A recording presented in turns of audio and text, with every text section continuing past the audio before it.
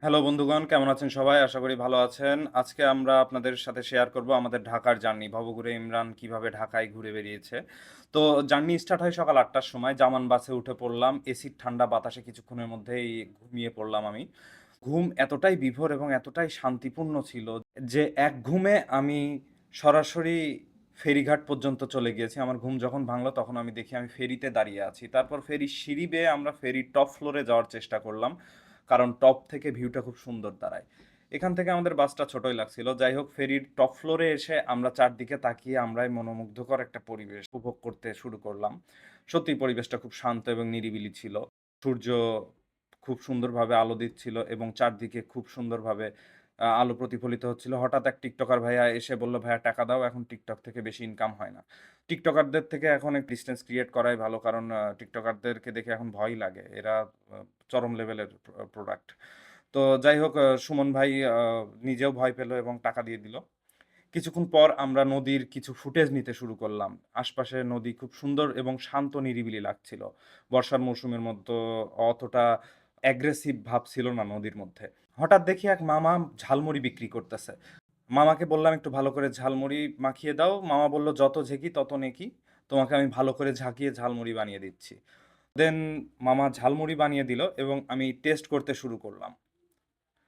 মামার ঝালমুড়ি কেমন ছিল এটা এক কথায় যদি এক্সপ্লেন করতে হয়, দেন আমি বলব যে এভারেজ 8 আউট অফ 10 মার্ক দেওয়া যায়। এবং ফেরি থেকে বাইরের খাবার একটু অ্যাভয়েড করে চলাই ভালো। এই ঝালমুড়ি এটা মোটামুটি স্বাভাবিক পর্যায়ের ছিল, কিন্তু কিছু কিছু স্ট্রিট ফুড আছে যেগুলো নদী থেকে না খাওয়াটাই উচিত। তবে ঝালমুড়ির টেস্টটা খুবই সুন্দর ছিল। এতটাই সুন্দর ছিল যে সুমন ভাই লোভ সামলাতে পারলো না, বলল, "ভাগ দেন, নয়তো সমস্যা আছে।"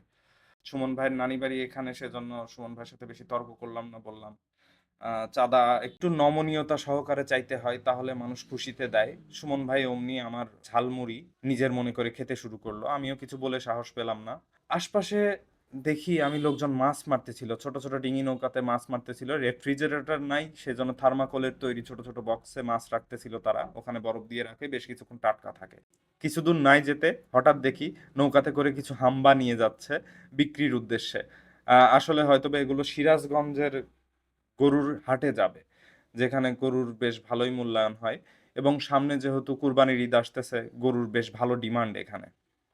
এখানে ব্যবসায়ীদের এবং গরুদের দেখে বোঝা যাচ্ছিল যে তারা বেশ কর্মচঞ্চল একটি দিন অতিবাহিত করতেছে। তো মাছ ধরার দৃশ্য উপভোগ করতে বেশ ভালোই লাগে। আর নদী ছিল শান্ত, খুব সুন্দর হালকা সবুজ কালারের পানি ছিল, দেখতে ভালো লাগছিল। তো হাম্বাওয়ালা নৌকার পিছনে ক্যামেরা ঘোরাতে ঘোরাতেই দেখলাম যে নদীর দুইটা কালার। প্রথমত আমি বুঝতে পেরেছিলাম না, কিন্তু তারপরে বুঝলাম এটি একটি মোহনা। দুইটা নদীর পানি এক হচ্ছে। এটি সত্যি একটা আউটস্ট্যান্ডিং একটা দৃশ্য ছিল আমার কাছে, যেখানে দুইটা নদীর পানি এক হচ্ছে না। কারণ দুইটা নদীর পানি এক না হওয়ার কারণ হচ্ছে পানির ঘনত্ব, পানির টেম্পারেচার এবং পানির স্রোত ছিল আলাদা, যার কারণে দুইটা নদীর পানি এক হচ্ছিল না। দেখতে খুব সুন্দর লাগছিল এবং আমাদের যে ফেরি ছিল সেই ফেরিটা এই দুটো নদীর পানিকে অতিক্রম করে, অর্থাৎ ক্রস করে বেরিয়ে যাচ্ছিল। প্রকৃতির বাধা মানছিল না।